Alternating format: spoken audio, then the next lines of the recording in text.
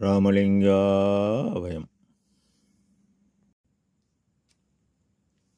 அருட்பெருஞ்சோதி அற்புத கடவுளே, அருட்பிரகாசம் பெருமானே, உலகலாம் போற்ற ஒளிவடிவனாகி இலக அருள் செய்தான் இசைந்தே திலகணன நானே சன்மார்க்கம் நடத்துகின்றேன். நம் பெருமான் தானே எனக்கு தனித்து ஆகிய உலகமெல்லாம் ஒளிவடிவாக அருள் அரசா செய்யும் இறைவா, தற்சமயம் இஸ்ரேல், அமெரிக்கா, ஈரானுடைய போர் நடந்து எண்ணற்ற உயிர்கள் செத்து மடிகின்றன. இவ்வாறு அந்த உயிர்களெல்லாம் இரவாமல் காத்து எல்லா உயிரும் இன்பமாக வாழ அருள் புரிவராக. இந்த விண்ணப்பத்தை நமது சமரச சுத்த சத்திய சன்மார்க்க சங்க சாதுக்கள் எல்லோரும் செய்ய போர் நிறுத்தமாகி எல்லா உயிரும் இன்பமடைய நாம் பிரார்த்திப்போம் நம் குருநாதனிடம் தயவுடன். திருச்சிற்றம்பலம். அருட்பெரும் ஜோதி 28/2/2026 தொடங்கிய இஸ்ரேல், அமெரிக்கா, ஈரானுடைய போர் 11/3/2026 இன்று வரை 14 நாட்கள் தொடர்ந்து நடைபெற்று கொண்டு வருகிறது. இதுவே பல பேர் உயிரிழந்ததாக தகவல் வெளியாகிறது. எண்ணெய் கிணறுகள் பற்றி எரிகிறது. காரணம், ஆன்மநேயம் இல்லை, ஒருமை உணர்வு இல்லை, தயவு இல்லை. இவர்களை தயவு உள்ளங்களாக மாற்றி போரை நிறுத்தி உலகோரை காப்பாற்றுங்கள். அருட்பெருஞ்சோதி ஆண்டவரின் பரிபூர்ண அருளை பெற்ற அருட்பிரகாச சர்க்குருவே, தயவு புரியுங்கள். இதுவே சமரச சுத்த சன்மார்க்க சத்திய சங்க சாதுக்களின் தயவான விண்ணப்பம். தயவுடன். அருட்பெருஞ்சோதி.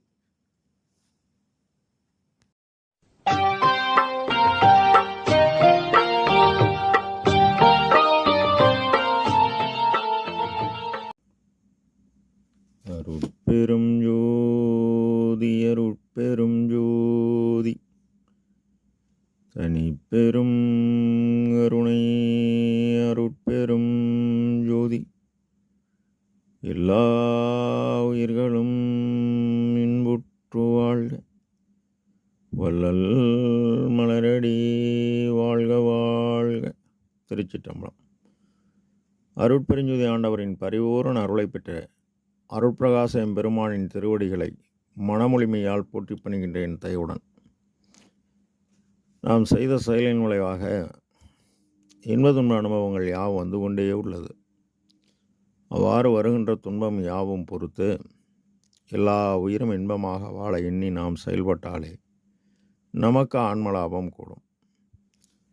நம் பெருமான் ஞான சிதம்பர வெண்பா என்ற தலைப்பில் தில்லையும் பார்வதியும் என விளக்கம் வழங்குகிறார்கள். அதில் 3வது பாடலில் ஈட்டில் ஒன்றாய் மற்ற இயல் வருக்கமாகிய பேர் ஏற்ற பறவை இருமைக்கும் சாற்றுமை அன்றே தலை மகட்கா அம்பலவர் தம்பால் ஏகு என்றே எனக்கும் நினக்கும் என இப்பாடலை பதிவு செய்கின்றார். ஈற்றில் ஒன்றாய் ஆன்மா மற்ற இயல் வருக்கமாகிய பேர் ஏற்ற பறவை ஜீவன் இருமைக்கும் பிறப்பு இறப்பு. ஈற்றுதல் என்றால் நடப்படுதல், முளைத்தல்.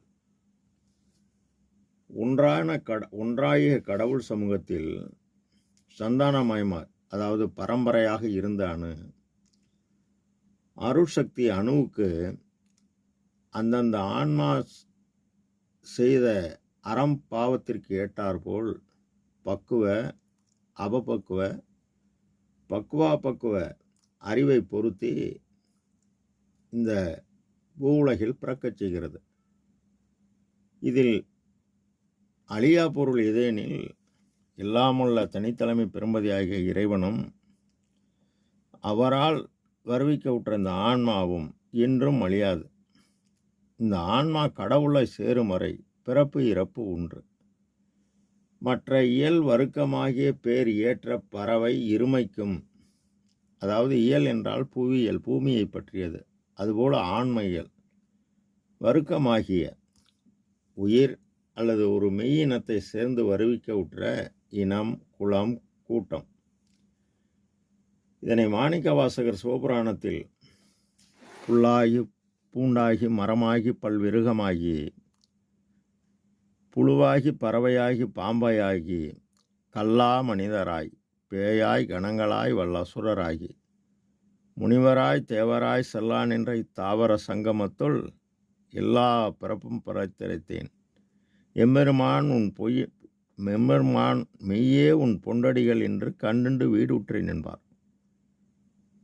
இவ்வளவு உயிரும் தோன்றுதலும் மறையும், பிறந்தன இறக்கும். இது காற்றின் இயக்கம். காற்றின் இயக்கத்தால் நித்திய வாழ்வு பெற முடியாது. காரணம், இந்த ஜீவன் சாற்றுவதை அன்றே தலை மகட்கா அம்பளவர் தம்பால் ஏகு என்றே எனக்கும் நினக்கும். இந்த ஜீவன் சாற்றுவமை, அதாவது போய் சேரக்கூடிய இடம் ஒப்பில்லாத சிதம்பர நடராஜ பெருமானின் திருவடி என்றே எனக்கும் ஜீவனுக்கும் நினக்கும் மனதுக்கும் நன்மை பயப்பதாகும். இந்த மனமாகிய பறவை வென்று அவரை அடையணும். அதை அவர்கள் அன்று தவம் இயற்றி அஷ்டாங்க யோகம் மூலம் யோக ஞான காட்சியில் முத்திநிலை, சித்திநிலை இதனை அடைந்தனர். ஆனால் இன்று பார்வதிபுரம், புறம் என்பது இடம். ஆக இந்த இடமாகிய உடம்பின் உள்ள மனம் எனும் காற்றின் இயக்கம் இயற்கை உண்மை கடவுள் கூறியபடி செயல்பட்டு அவரை அடைய வேண்டும். இப்பதான் இயற்கை உண்மை கடவுளாகிய அருட்பெருஞ்சோதி தனி தலைமை பதியாகிய இறைவர் ஓர் உண்மையை வெளிப்படுத்துகிறார். என்னவெனில், நான் எல்லா உயிரிலும் ஒளியாக உள்ளேன். இதனை அகவலில் உயிருள் யாம் எம்முள் உயிர் இவை உணர்ந்து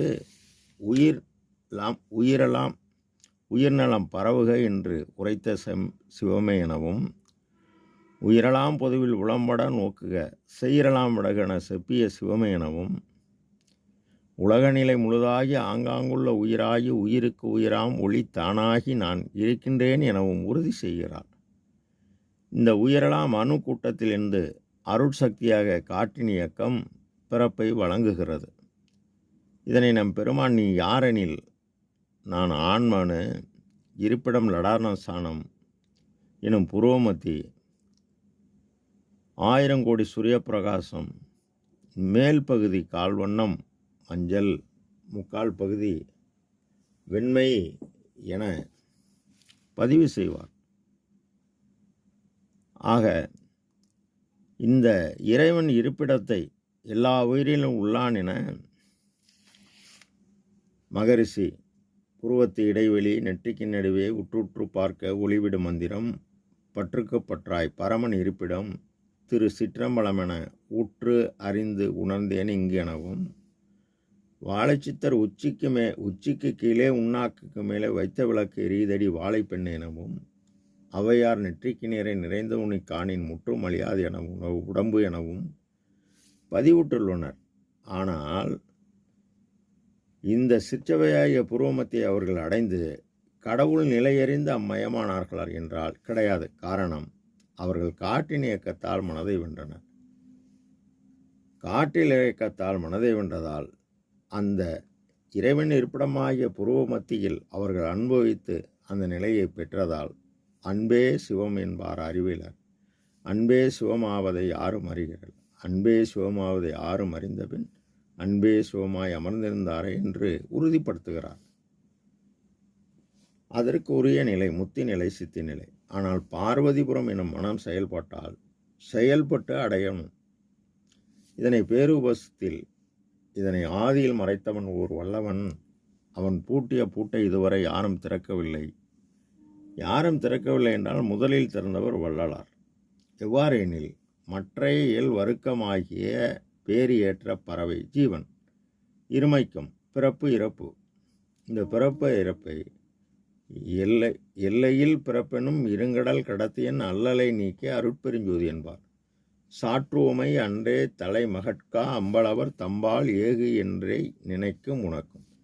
இந்த ஜீவன் உள்ள ஆன்மா உள்ளதை ஜீவன் அறியவில்லை. அறியாததால் விதி எனும் காற்றின் இயக்கத்தை வென்று மதி எனும் அறிவு நிலைக்கு செல்லாததால் பிறப்பு இறப்பை சந்திக்கிறது. இதனை நம் பெருமான் இந்த சிற்ஜோதி ஏழூர் ஆதி அந்தமென்று அருளிய அருட்பெருஞ்சோதி. ஆதியும் அந்தமும் அறிந்தனி நீயே ஆதி என்று அருளிய அருட்பெருஞ்சோதி. ஆதியாகிய இப்பிறவிலே அந்தமெனும் மரணமில்லாத அனாதியாகிய மரணமில்லா பெருவாழ்வை கேட்கின்றார். கேட்டவருக்கு உண்மை கடவுள் துறை இது, வழி இது, துணிவிது, நீ செய்யும் முறைவிது எனவே கூறிவிட்டார். துறை என்பது தயவு நெறி. இதில் பயணித்தால் துன்பம் கிடையாது. இதனை அகவலில் எனைத்தும் துன்பிலா இயலளித்து எண்ணிய அனைத்தும் தரும் அருட்பெருஞ்சோதி எனவும், வழி இது ஜீவகாருண்ய ஒழுக்கமே கடவுள் வழிபாடு, கடவுள் காட்டிய பாதை, கடவுளை அடையும் பாதை. துணிவிது சமய கடவுள் மதக்கடவுள் உள்ளது. இது யாவும் உண்மை கடவுள் அல்ல. உண்மை கடவுள் உன்னுள் உள்ளார். எனவே உன்னை பார், உன்னுள்ளே என்னை பார். பார்த்து தான் என அறியும் அறிவே தகும் அறிவு என்று கூறுகிறார். முறை இது தினசரி தடைபடாது காலம் உள்ளவரை அறமிராது உழைத்து தான் தேடிய பொய்ப்பொருளை தன் தேவை போக மீதமுள்ள பொய்ப்பொருளை தன் தரத்துக்கு தக்கவாறு கொள்கையாக கொண்டு தினசரி தடைபடாது ஜீவகாருண்யம் செய்ய செய்ய உனக்கு எல்லா உண்மையும் புரியும், எல்லாம் செயல்கூடும் எனவும், எல்லா உயிருக்கும் எப்போதும் இறைவன் மேலான நிலையை வழங்குகிறார். பேரம்பலம் என்பது இறைவன், சிற்றம்பலம் என்பது அவர் ஆன்ம உள் ஒளிவாக உள்ளார். தம்பால் ஏகு என்ற எனக்கும் நினக்கும், எனக்கும் உனக்கும் இசைந்த பொருத்தம் என்ன பொருத்தமோ இந்த பொருத்தம் உலகில் பிறருக்கு ஏது பொருத்தமே என்பார் ஐயா. ஆக பரமாசுரபராகிய இறைவன் அவர் பொதுவாய் உள்ளார். சிற்றம்பலமாகிய புருவ மத்தியில் சிற்பொது பெரிய ஒளி சிறிய ஒளியாக உள்ளது. இப்போ சிறிய ஒளி பெரிய ஒளியுடன் சேரணும். எவ்வாறு சேருவதெனில் இறைவனால் வழங்கப்பட்ட உபகார கருவி பசி எல்லா உயிருக்கும் பொது. எவ்வித ஆதாரமில்லாத ஏழை பசியை எவ்வித எதிர்பார்ப்பின்றி நீ தீர்க்க உனக்கு ஆற்றல் கூடி இந்த உபகார ஆற்றல் சிற்பொது ஆகிய புருவ மத்தியில் உபகார சக்தி கூட்டும். பசித்தியை நீ அணைக்க உன் ஆன்மா பிரகாசமடைகிறது. இந்த பிரகாசம் பூரணமானால் பிரகாசத்துள் பிரகாசம் கடவுள் அந்த நிலையை ஜீவதயவு புரிந்து அறிவினில் அறிந்து அந்த அறிவுடன் இறைவனின் அருள் ஒளி கூடியதால் மரணமில்லா பெருவாழ்வு பெற்றார் நம் பெருமான். இதனை செயலனைத்தும் அருளொளியால் காண்க எனவும், உரிய ஞான நிலை நான்கும் அருளொளியால் ஒன்றொன்றாய் அறிந்தேன், அதன்மேல் உண்மை நிலை பெற்றேன் எனவும் உறுதி செய்கின்றார்.